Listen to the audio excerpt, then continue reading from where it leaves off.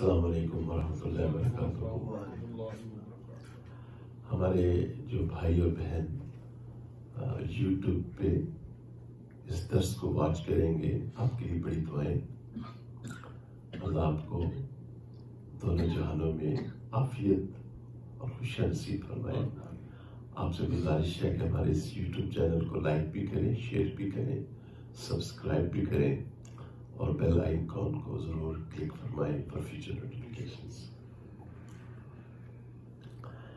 اعوذ باللہ من الشیطان الرجیم، بسم اللہ الرحمن الرحیم۔ فوجد عبدا من عبادنا آتیناہ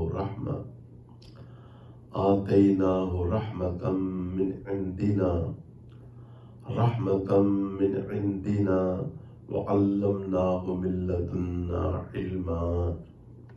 صدق اللہ مولانا العظیم۔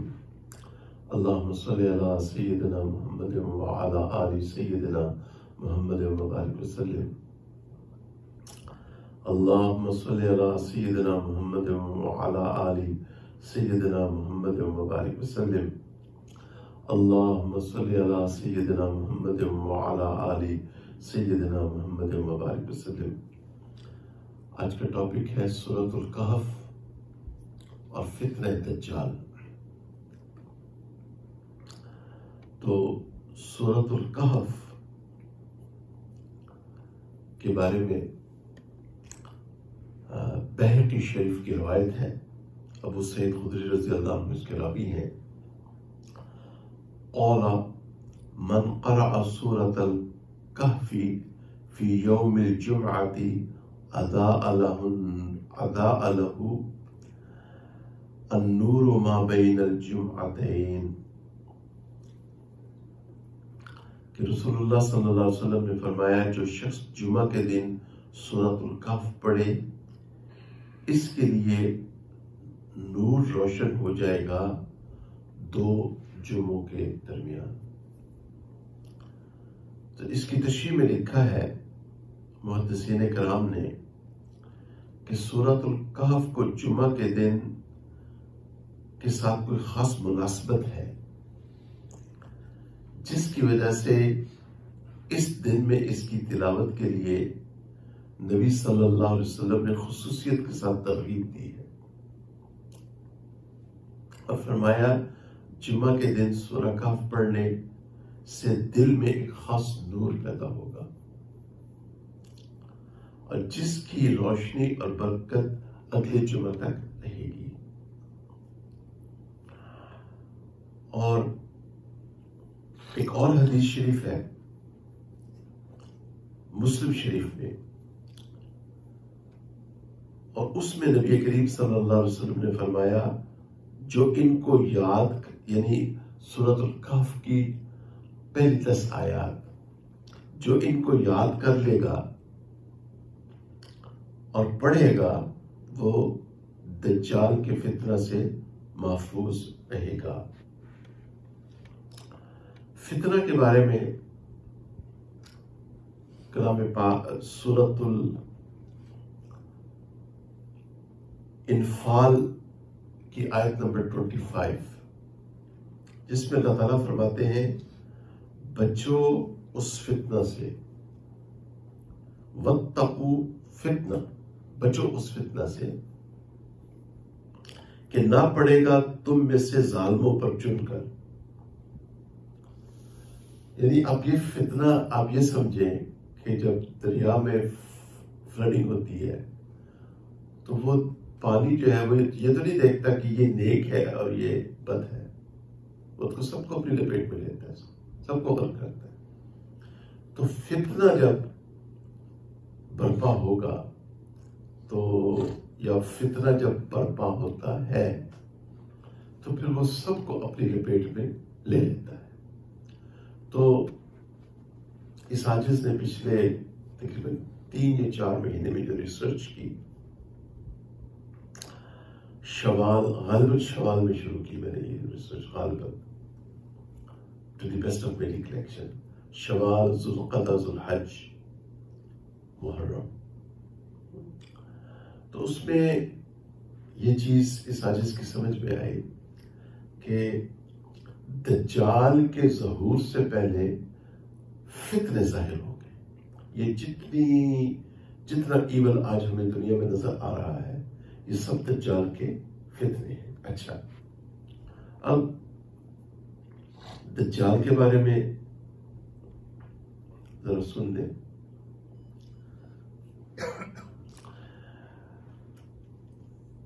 یہ باب الفتن میں صحیح مسلم کی روایت ہے کہ نبی کریم صلی اللہ علیہ وسلم نے فرمایا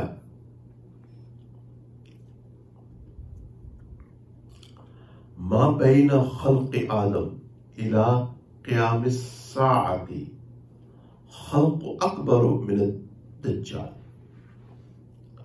تو پیارے آقا صلی اللہ علیہ وسلم نے فرمایا آدم علیہ السلام کی تخلیق سے لے کے قیامت تک دجال سے بڑی کوئی مخلوق نہیں.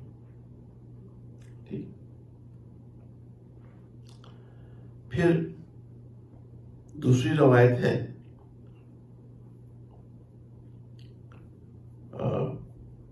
جو غالباً بخاری شریف میں ہے، صحیح بخاری میں ہے. فرمایا انی لأنذرکموہ، میں تمہیں اس سے ڈرا رہا ہوں. ہر نبی نے اپنی قوم کو اس سے ڈرایا، لیکن میں تمہیں ایک ایسی بات بتا رہا ہوں جو کسی نبی علیہ السلام نے اپنی قوم کو نہیں بتائی. وہ ایک آنکھ سے کانا ہوگا اور اللہ تعالی ہرگز ایسے نہیں.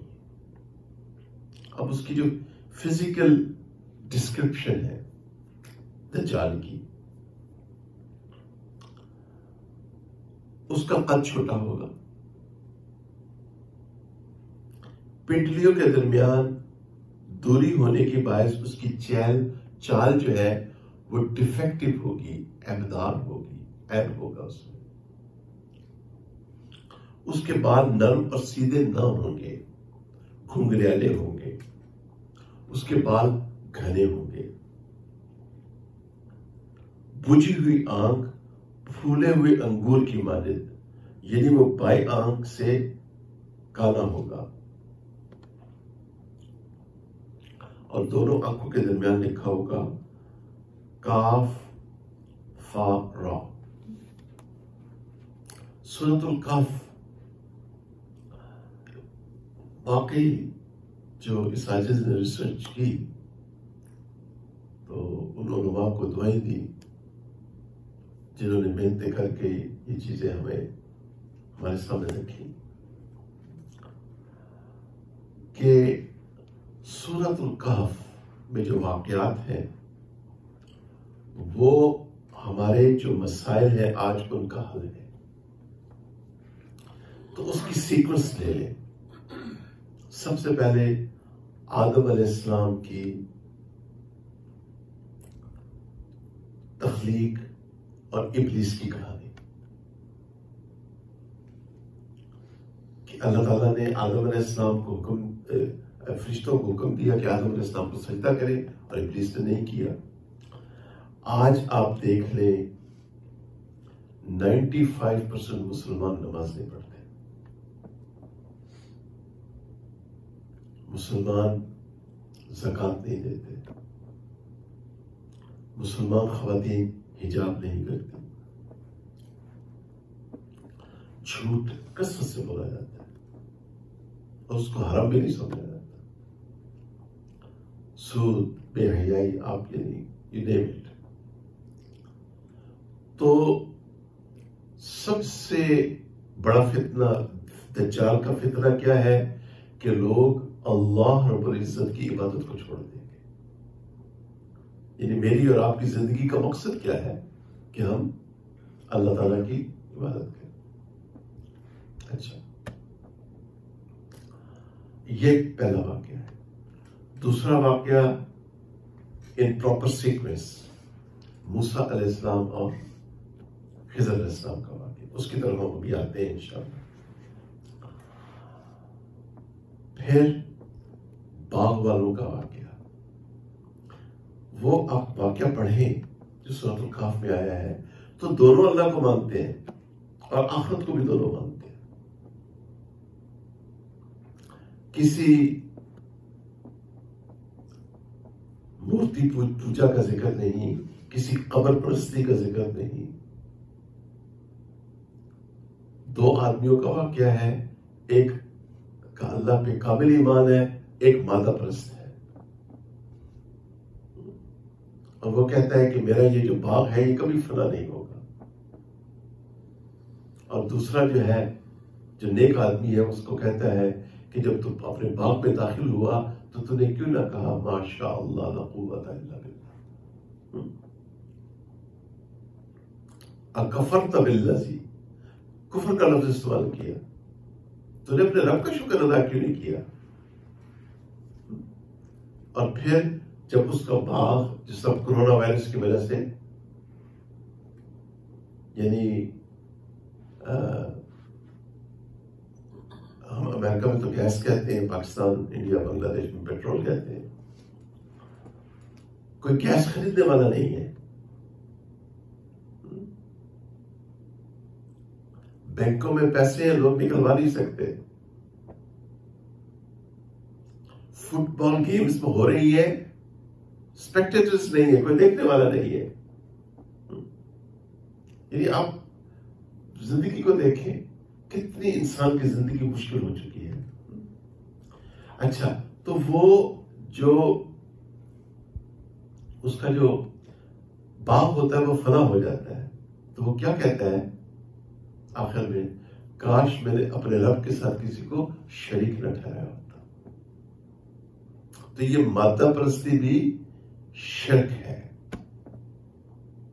یعنی لا الہ الا اللہ سے کیا مراد ہے؟ اللہ سے سب کچھ ہونے کا یقین.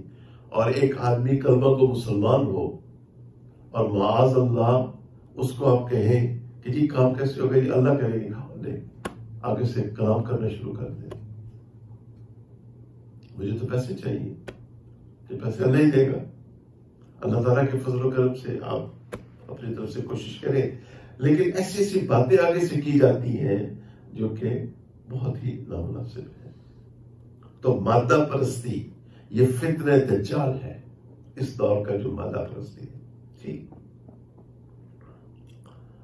اس کے بعد سبحان اللہ ذوالقرنین کا واقعہ.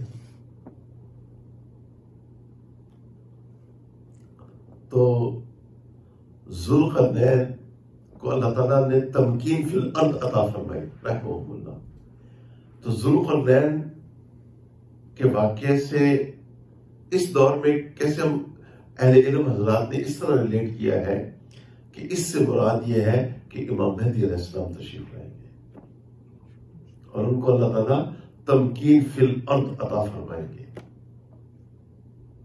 جس طرح سبحان اللہ ذوالقرنین رحمہ اللہ نے اس قوم کے مسئلے حل کیے اور اللہ تعالیٰ نے ان کو بہت ساری طاقت عطا فرمائی، قوت عطا فرمائی. اسی طرح اللہ تعالیٰ وہ طاقت اور قوت امام مہدی علیہ السلام کو عطا فرمائیں گے اور پھر ان کی مدد کون کریں گے؟ سیدنا عیسیٰ علیہ السلام. اور اس پہ اجماع امت ہے. یہ تواتر سے ثابت ہے اور آپ سب صاحب علم ہیں ماشاءاللہ. یوٹیوب پہ ہمارے جو بہن بھائی دیکھ رہے ہیں، آپ سب صاحب علم ہیں. آپ کو ان باتوں کو پتہ ہے کہ متواتر حدیث کا بھی انکار نہیں کیا جا سکتا اور جو مسائل تواتر سے ثابت ہوں ان کا بھی انکار نہیں کیا جا سکتا.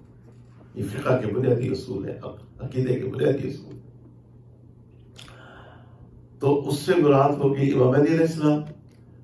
اور پھر رہ جاتا ہے ایک اور واقعہ، وہ ہے اصحاب الکہف کا واقعہ.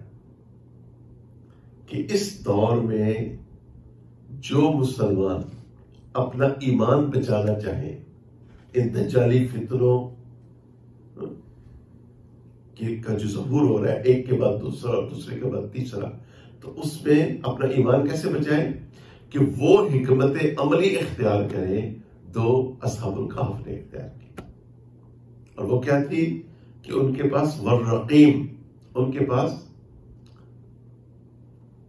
ایسے لٹریچر تھا جس کا وہ مذاکرہ کرتے تھے، پڑھتے تھے، سناتے تھے.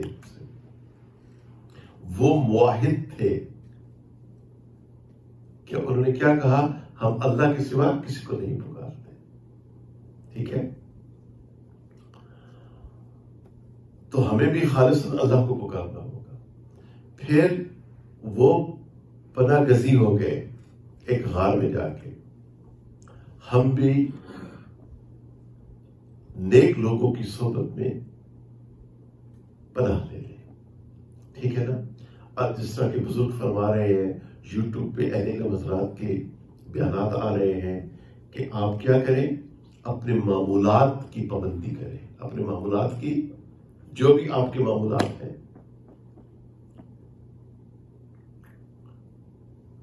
ہم تو تزکیۃ النفس کے 6 معمولات بتاتے ہوتے ہیں. کلام پاک کی تلاوت، استغفار 100 مرتبہ صبح، 100 مرتبہ شام، درود شریف 100 مرتبہ صبح، 100 مرتبہ شام. نمبر 4 مراقبہ، ذکر قلبی. نمبر 4. نمبر 5 وقوف قلبی، اللہ تعالیٰ کا دھیان. اور نمبر 6 کسی صاحب نسبت انسان کے ساتھ، کسی اللہ والے کے ساتھ اپنا رابطہ رکھیں. ٹھیک ہے. تو اب یہ تو نہیں کہ سارے تہواروں میں تو نہیں جا سکتے نا. آپ جہاں پہ بھی ہوں اپنے معمولات کو اپنا میں پناہ لیں، اپنا تعلق اللہ تعالیٰ کے ساتھ مضبوط رکھیں. تعلق بالقرآن مضبوط ہو. نبی کریم صلی اللہ علیہ وسلم کی احادیث کا سہارا لیں اور آپ صلی اللہ علیہ وسلم کی سنتوں کے مطابق زندگی بسر کریں. سنتیں پروٹیکشن ہے، جو آپ کی صبح اور شام کی دعائیں ہیں. حسن حسین، یہ انگلش میں بھی ڈاؤن لوڈ کر سکتے ہیں اینڈ اٹس فار فری، اور اردو میں بھی کر سکتے ہیں، دونوں میں موجود ہے. تو اور اس میں آپ صلی اللہ علیہ وسلم کی جو صبح شام کی دعائیں ہیں وہ پڑھیں باقاعدگی سے. اس میں یہ بھی تو آ رہا ہے نا، سورۃ الکہف کی آیت یہ بھی ہے نا، وَاصْبِرْ نَفْسَكَ مَعَ الَّذِينَ يَدْعُونَ رَبَّهُمْ بِالْغَدَاةِ وَالْعَشِيِّ، کہ اے نبی صلی اللہ علیہ وسلم آپ اپنے آپ کو صبر دیجئے.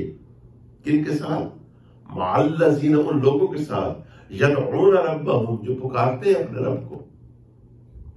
کن کو حکم ہو رہا ہے؟ رسول اللہ صلی اللہ علیہ وسلم کو حکم ہو رہا ہے. تو صبح ایسے لوگوں کے ساتھ رہیں جو صبح اور شام دعائیں کرتے ہیں، نیک لوگ. اور نیک لوگوں سے محبت یہ سعادت کی علامت ہے، اور نیک لوگوں کی نفرت، ان کی برائیاں بیان کرنا، ان سے دور رہنا، یہ کیا ہے؟ یہ عین فتنہ دجال ہے. یہ کیا ہے جی؟ فتنہ دجال ہے یہ، کہ نیک لوگوں کی صحبت میں بیٹھنے کو دل نہ کرنا. ٹھیک ہے جی. اچھا، اب ہم آتے ہیں موسیٰ علیہ السلام کے واقعے کی طرف، جو کہ بڑا ہی ایمان افروز واقعہ ہے. تو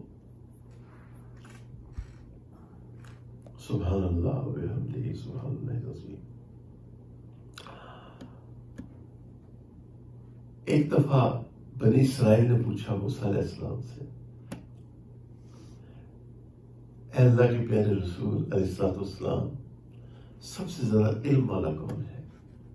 تو آپ نے فرمایا انا، میں. بات تو ٹھیک تھی،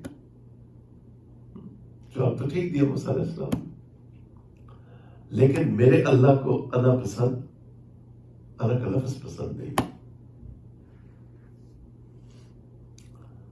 تو اللہ تعالیٰ نے موسیٰ علیہ السلام کو ارشاد فرمایا کہ اے میرے پیارے کلیم، اے میرے پیارے موسیٰ، اب آپ جائیں ہمارے ایک بندے کے پاس اور اس سے کچھ تربیت حاصل کریں. اب جس کے پاس بھیجا جا رہا ہے وہ خضر علیہ السلام ہے، اور خضر علیہ السلام تو ولی اللہ کے، مطلب نبی بھی نہیں. معاملہ بڑا نازک ہے. How you are going to explain it. ایک طرف اللہ کے رسول ہیں اور وہ بھی اولو العزم من الرسل، اور دوسری طرف خضر علیہ السلام ہے. حکم کس کا ہے؟ اللہ تعالیٰ کا. چنانچہ اب موسیٰ علیہ السلام بڑے ذوق اور شوق کے ساتھ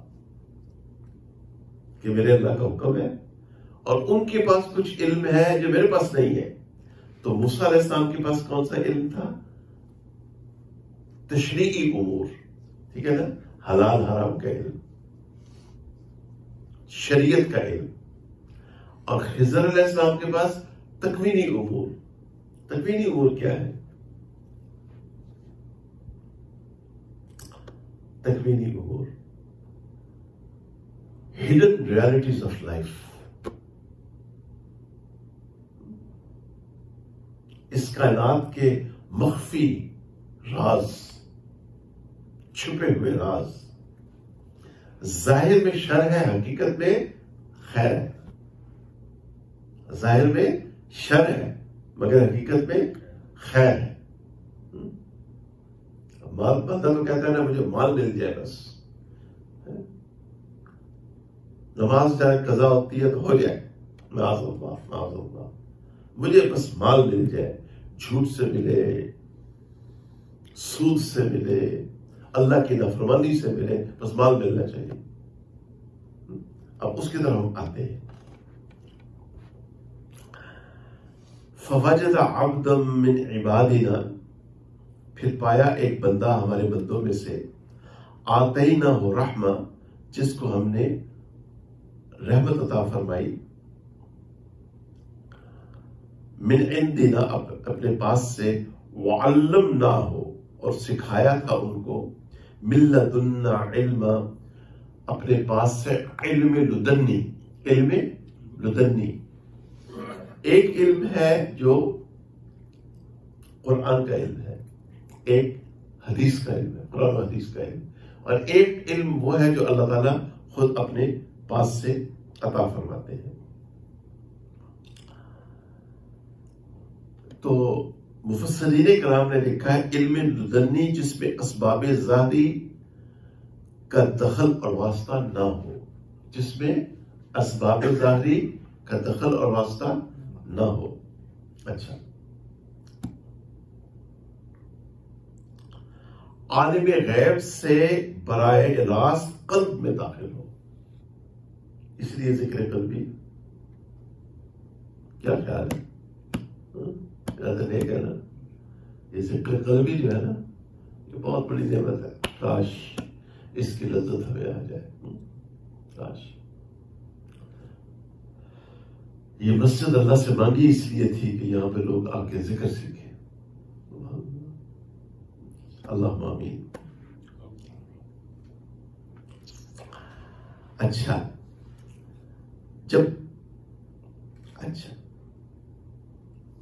اور ظاہری علم کے بغیر قلب میں وہ علم پہنچ جائے، اس کے علم لدنی کہتے ہیں. اچھا، ایک علم وہ ہے جو حواس ظاہری سے داخل ہوتا ہے، اس کو اکتسابی علم کہتے ہیں. پھر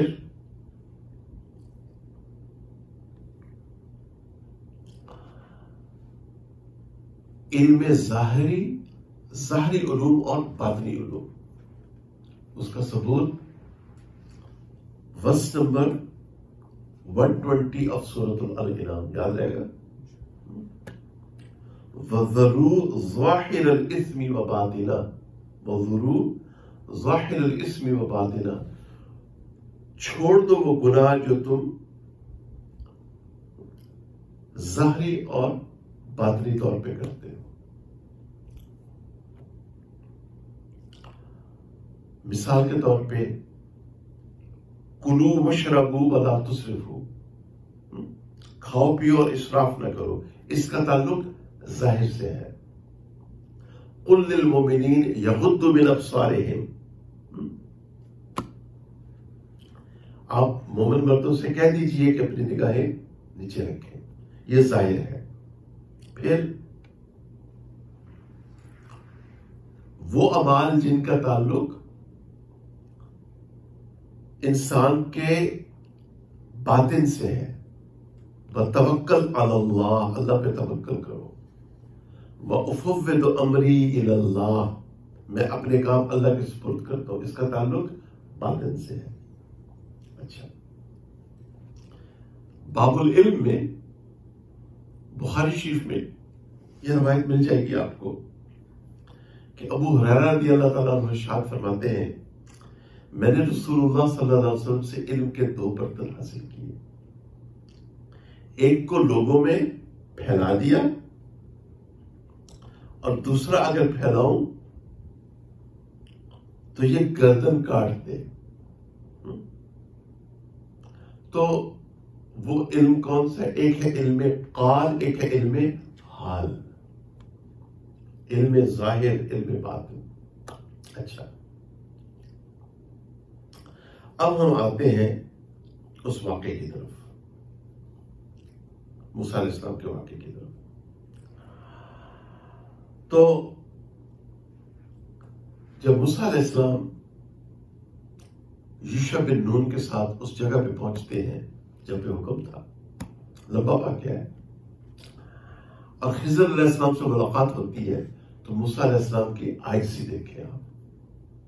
موسیٰ علیہ السلام فرماتے ہیں قال لہ موسیٰ، موسیٰ علیہ السلام نے فرمایا خضر علیہ السلام کو، هل اتبعک علی ان تعلمنی مما علمت رشدا.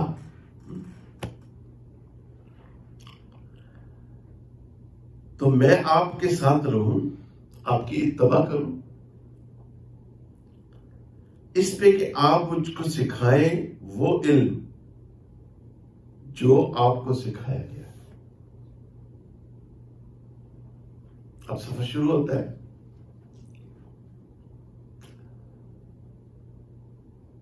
خضر علیہ السلام ایک نئی کشتی ہوتی ہے اس کو ڈیفیکٹو بنا دیتے ہیں،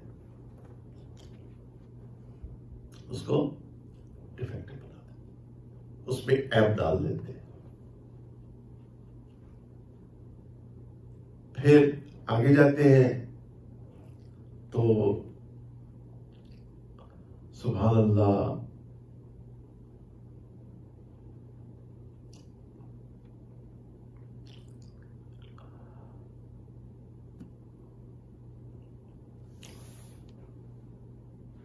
ایک بچہ ہوتا ہے اس کو خضر علیہ السلام قتل کر دیتے ہیں.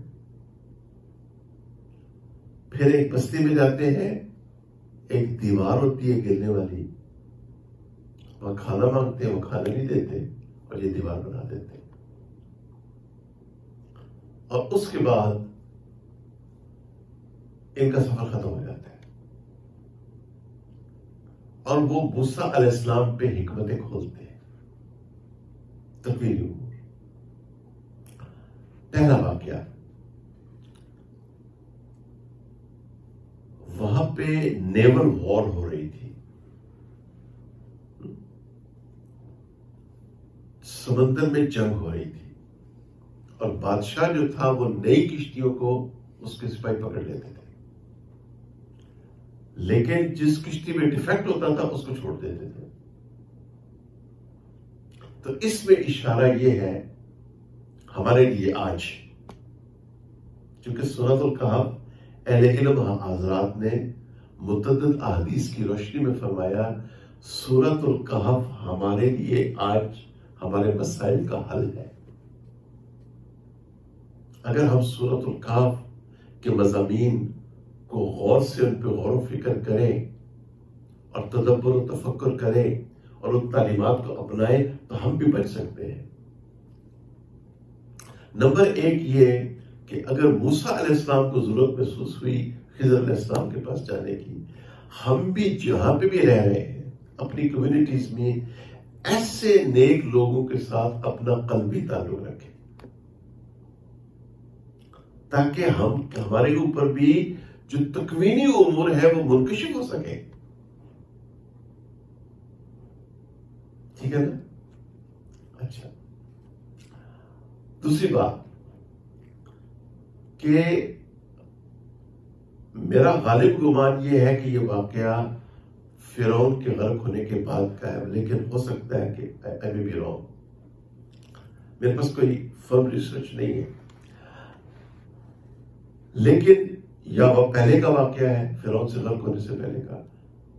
ان ادھر کیس موسیٰ علیہ السلام کے لیے فرعون کے غرق ہونے سے پہلے بھی بہت بڑا چیلنج تھا، اور فرعون کے غرق ہونے کے بعد موسیٰ علیہ السلام کے لیے بنی اسرائیل کی تعلیم، ان کی تربیت، ان کی سیٹلمنٹ، بہت سارے ایشوز تھے جس کے لیے موسیٰ علیہ السلام کو تربیت کی ضرورت تھی.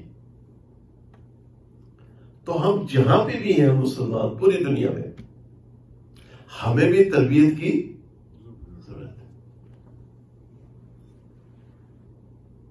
ایسے تو نہیں ہم چونکہ بات یاد رکھیں، اس آیت کی سمجھ کے مطابق فتنہ دجال سب سے بڑا فتنہ یہ ہوگا کہ لوگ مسلمان ہوں گے مگر اللہ تعالیٰ کو بھول جائیں گے.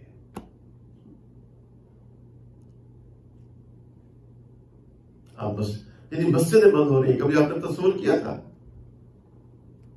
کہ ہم اپنی زندگی میں یہ دن دیکھیں گے کہ مسجدیں بند ہو جائیں گی؟ ذرا سی بات ہو مسجد بند کر دو. لا حول ولا قوت الا باللہ. اچھا، تو یہ کیسے کیسے فتنے ہیں؟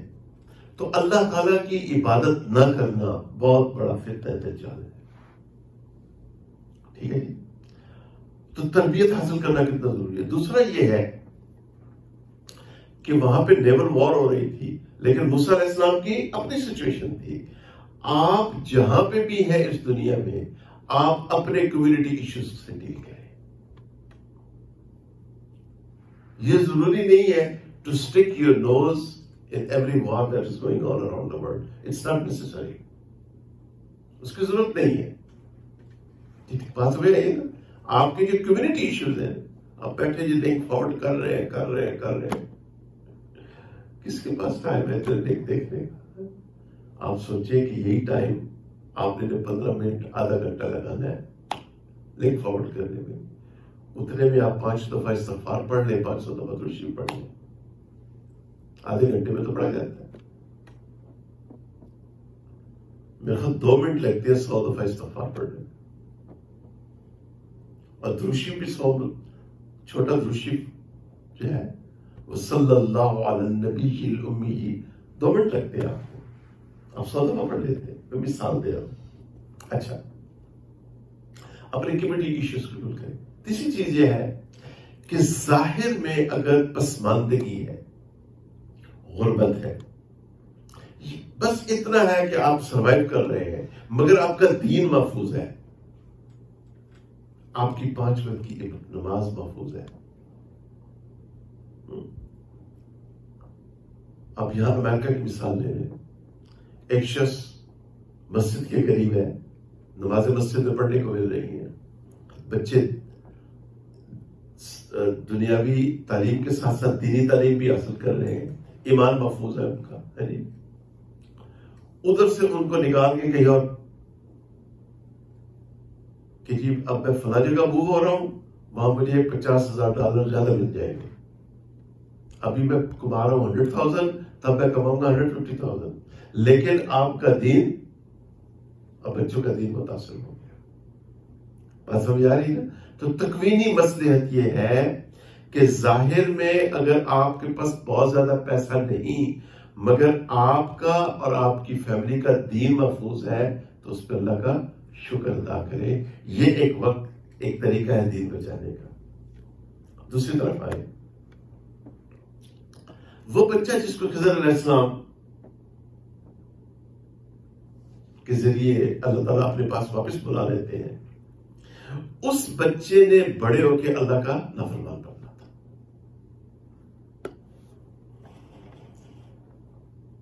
بسم اللہ.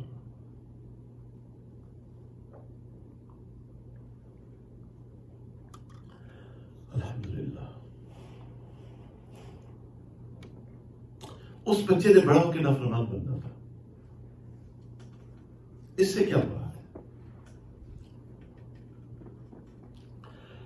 ایسا نظام تعلیم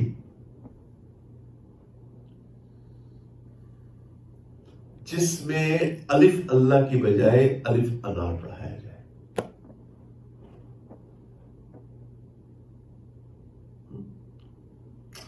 ایسا نظام تعلیم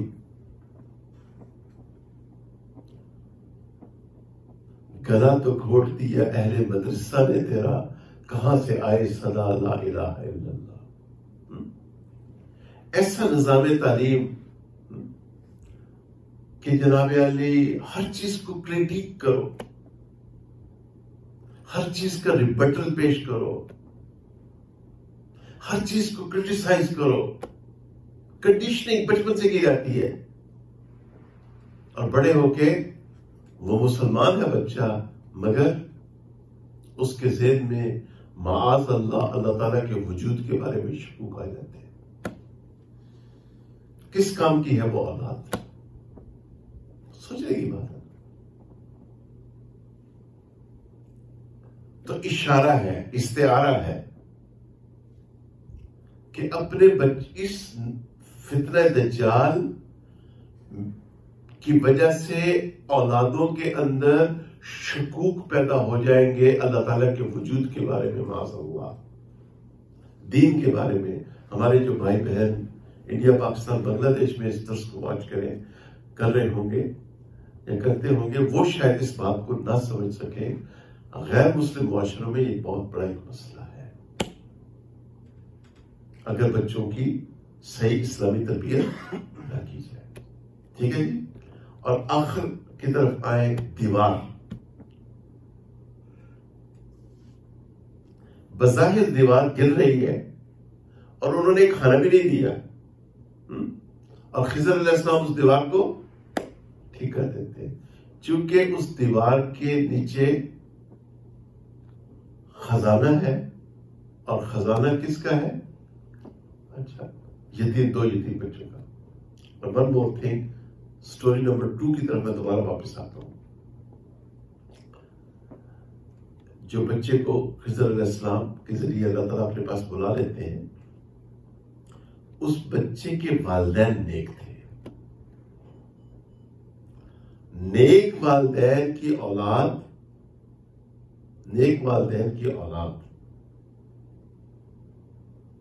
والدین کی نیکی اولاد کو نفع دیتی ہے، والدین کی نافرمانی اولاد کو نقصان دیتی ہے. کئی دفعہ اولادوں کی زندگی میں جو سکون نہیں ہوتا تو یہ والدین کے گناہ ہوتے ہیں. اور اولادوں کی زندگی میں اگر اور والدین نیک ہو تو اللہ تعالیٰ اولاد کو بھی بچا لیتے ہیں.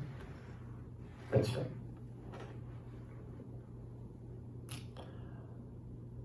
یہ بات ہو گئی دوسری. اب تیسری سچویشن کی طرف آتے ہیں کہ 2 یتیموں کا تھا وہ خزانہ، اور دیوار گرنے والی تھی، وہ دیوار بنا دیتے ہیں اور پیسے بھی نہیں دیتے. اس سے کیا مراد ہے؟ اس فتنہ دجال میں اس سے کیا مراد ہے؟ اس سے مراد قرآن و حدیث کا وہ روایتی علم، قرآن و حدیث کا روایتی علم جو اوپر سے چلا آ رہا ہے. آپ دیکھیں کتنے لوگ ہیں اس وقت کیسی انٹرپریٹیشن کر رہے ہیں. معاذ اللہ ثم معاذ اللہ، احادیث کا انکار کیا جا رہا ہے. معاذ اللہ، اے اللہ اپنی پناہ نصیب فرما. عیسیٰ علیہ السلام کی رفت کا انکار کیا جا رہا ہے، عیسیٰ علیہ السلام کے نزول کا انکار کیا جا رہا ہے، امام مہدی علیہ السلام کے وجود کا انکار کیا جا رہا ہے، ان کے ظہور شریف کا انکار کیا جا رہا ہے. اب سوچے تو صحیح نا، یہ کیسے فتنے ہیں. تو جب ہم نے معاذ اللہ سے معاذ اللہ، تھوڑا فتنہ ہے کہ پیارے رسول اللہ صلی اللہ علیہ وسلم کی ختم نبوت کا انکار کر دیا ہے. یہ باتیں عقل میں آنے والی ہیں کسی شریف انسان کی؟ تو یہ جو فتنے ہیں اس کا حل کیا ہے؟ اگر ہم تھوڑا سا ٹھنڈا سانس لیں، سکون کے ساتھ غور و فکر کریں، اللہ تعالیٰ سے دعا مانگیں اہدنا الصراط المستقیم، اہدنا الصراط المستقیم، تو کیا بات سمجھ میں آئے گی؟ یہ جو ٹریڈیشنل اسلام، یہ شرعی داڑھی والا اسلام، یہ جبے اور امامے والا اسلام، کیوں نہیں حضرت؟ آج تو اللہ تعالیٰ نے سب کو نقاب پہنا دیا ہے جی، واہ میرے اللہ واہ۔ حجاب کا انکار، جو ٹریڈیشنل اسلام اوپر سے صدیوں سے چلا آ رہا ہے، وہی اسلام ہے، تو ہمیں اس اسلام کی حفاظت کرنی ہوگی، اس اسلام کی حفاظت کرنی ہوگی۔ اب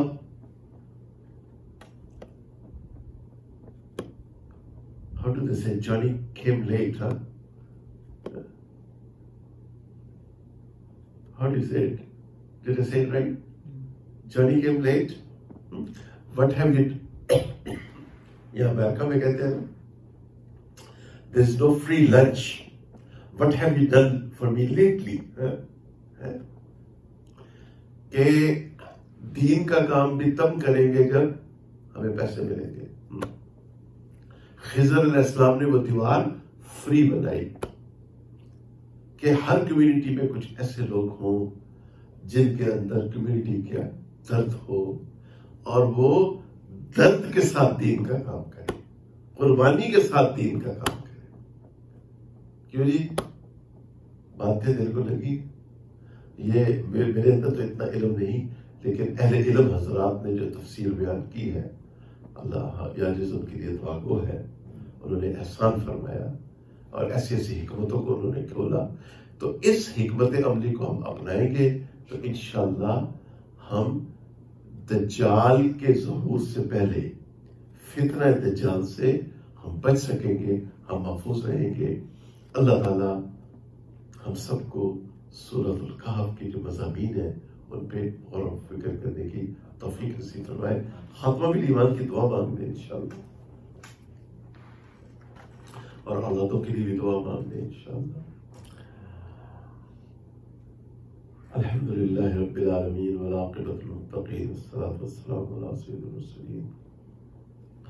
ربنا فاغفر لنا ذنوبنا وکفر عنا سیئاتنا وتوفنا مع الابرار۔